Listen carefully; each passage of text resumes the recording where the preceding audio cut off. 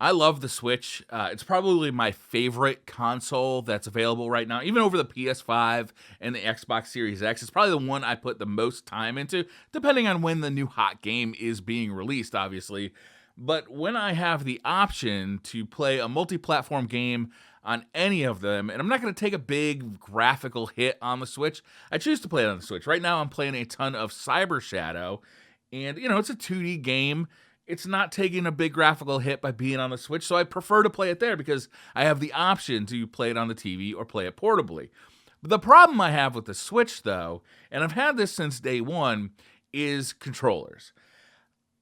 The Joy-Cons are okay. They get the job done. They do a lot, to their credit. They have motion controls, they have IR, they have rumble, they have good analog sticks, although they're a little bit small and they don't have the travel that I'd like to see in a controller. They get the job done because they're portable and they're small and they pack in a lot of functionality.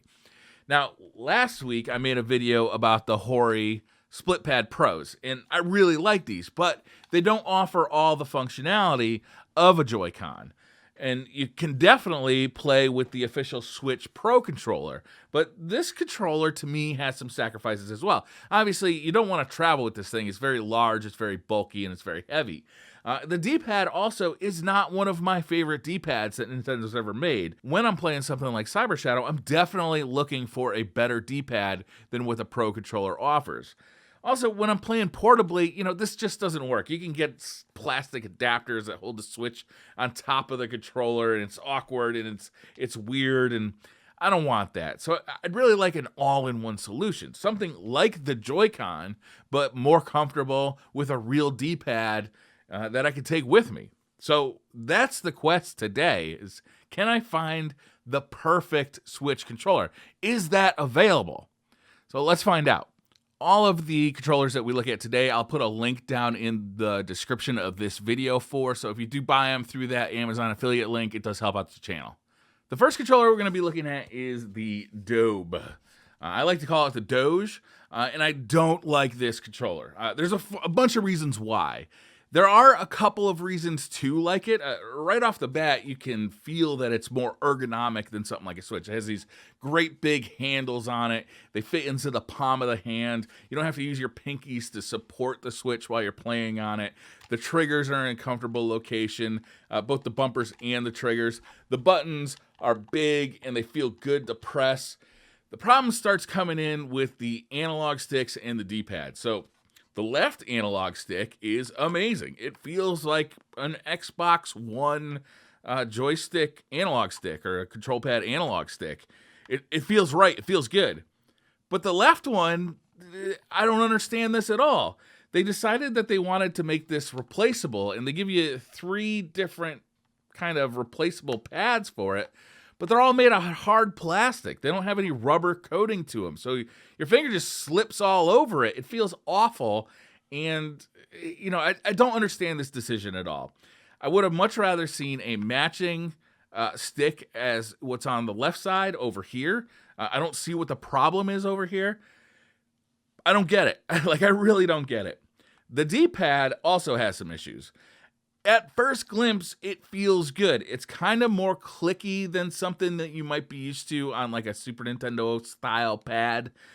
You can actually feel it click. And to be honest, at first I thought this is great. I can positively feel when I'm pushing in the button. But what I found over time, especially on games like Street Fighter, which required kind of rolling movements, it just wasn't accurate. The D-pad doesn't feel accurate. In Cyber Shadow, I felt like I was making maneuvers, hitting moves, and it just wasn't coming out right. For instance, you can kind of sprint if you double click left or right, and it wasn't happening when I thought it should happen. Even though you get a positive feedback every time you push the button in, it just kind of clicks a little bit. That should mean that you're doing exactly what you thought you're going to do, but it doesn't do it, and that's a real disappointment. I am willing to accept that the problem may be me. It is a slightly smaller D-pad than what you might see on other controllers, and I do have pretty wide and thick thumbs, so it may be that I just find it hard to be accurate on this small D-pad with my big thumbs. Also, This thing is huge. It adds a ton of weight to the Switch as well. So the Switch kind of slides in, and now it feels really heavy. Also, while it's comfortable to hold in your hand, the way the kind of bulge rests in your palm means that your thumb is actually very far away from your palm. So it's actually a further reach than I would like to touch the analog stick, especially on the right side. The left side isn't bad. The right side, this right side analog stick is a disaster. It's a joke. It's a disaster. It totally needs a redesign. Just make this again, but put this analog stick over here too. Why did you mess with this? Why is this like this? It doesn't make any sense. It doesn't make any sense. Otherwise, the controller is probably fine. It's a little heavy, but if you're just playing around the house and you want, a decent controller, it's fine. I'd like to see an improvement in the D-pad and in the left analog stick. Next, we've got the Switch Grip Pro, and this is my current favorite, right? I made a video about this just a week or so ago, talking about how much I liked it, and I still do like it. But man, it'd be awesome if I could use this remotely. Like if I could just unplug it from the Switch, and it had battery, and it had rumble, and it had IR, and it had motion control, so I could use it for all the different reasons I'd use regular Joy-Cons for. So I didn't have to bring multiple controller solutions with me. It's great for playing while I am just sitting here on a couch or sitting at home and I want to play portably. Maybe I'm watching some TV or something like that, and I just want to pick up a Switch game and play. But for traveling, it's too big, and you need to bring other controllers to enhance its functionality. I love these controllers. I think they're really good for what they do, but it'd be so much nicer if it included motion controls, rumble, other things like that are included in the regular Joy-Cons. Next, we're going back to Hori with the D-pad controller. So this is all this comes with. It's just one side D-pad controller for the Switch, and it's really compromised, actually. It doesn't have rumble. It doesn't have remote support, so you can't use it away from the Switch. You have to have it connected to the Switch. And it doesn't have a lot of the features that a regular Joy-Con would have. So if you're going to go traveling with your Switch, this is nice because it still fits in all the same cases that a regular Joy-Con Switch would fit into. And it's got a great D-pad. The D-pad feels magnificent. Playing Street Fighter, playing Cyber Shadow, playing anything really feels good. And the analog stick feels like a regular Joy-Con analog stick. So if you're used to that, it's great. However, if you want to put your Switch down on a table and play with the Joy-Cons in your hands, you're going to need your regular old Joy-Con to do that. And that's kind of the disappointment with this. It'd be awesome if they just kind of took all of the standard electronics inside of a Joy-Con, put a D-pad on it, and called it a day, because that could replace your Joy-Con, for every purpose. But this is a compromise, because really, if you go traveling with your Switch, you got to bring 3 Joy-Cons, because if you want to set it down and use regular Joy-Cons remotely, or if you want to hook it up to a TV and use your Joy-Cons for that purpose, then you can't use this. This really has one purpose, and it needs to be attached to the Switch to function at all. And that's a bummer. It'd be awesome if somebody just made one of these that was a normal Joy-Con controller. It also has this awful bump on the back of it, where you normally press the button to detach your Joy-Con from the Switch.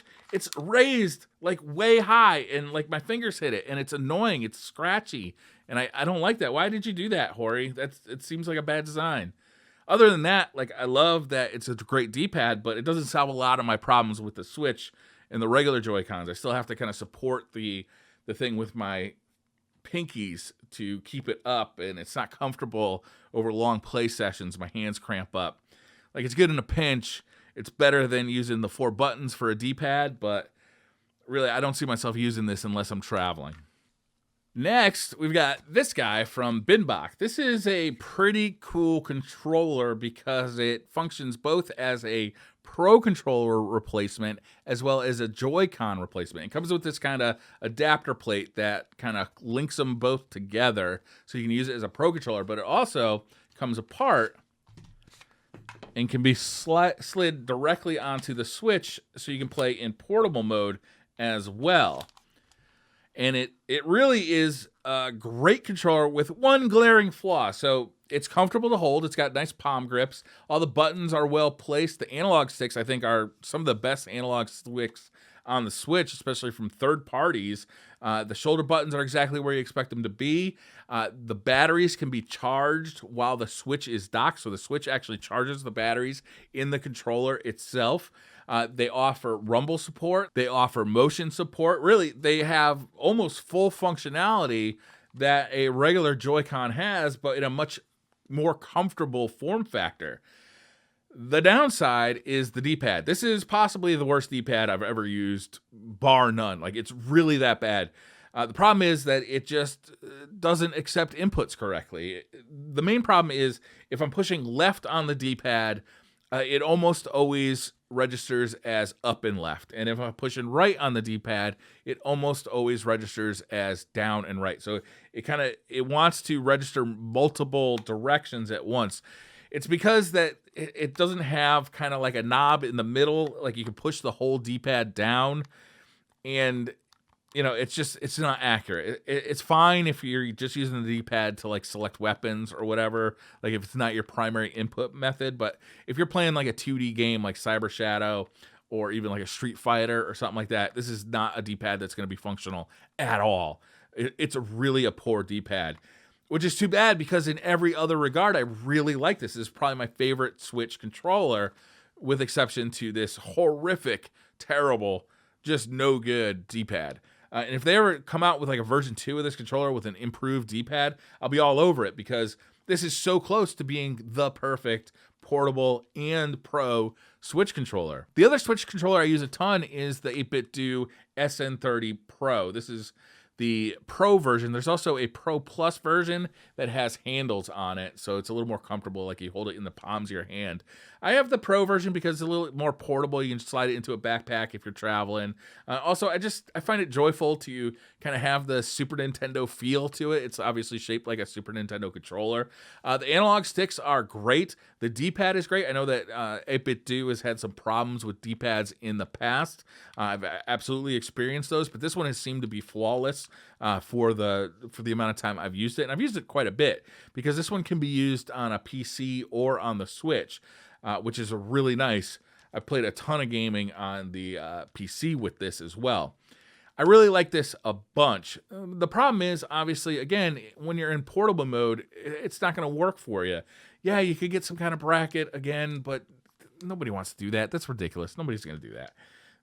No. So it's great when you're playing on the TV. It also travels well, so if you want to put the Switch into tabletop mode, you can use it that way. But if you want to use the Switch in handheld mode, obviously it's not going to work. And that's really the conclusion that I've come to with all of these controllers is there's no magic bullet. There's no one controller to rule them all. And that's really too bad because they're so close. A lot of them are very close. Hori's very close.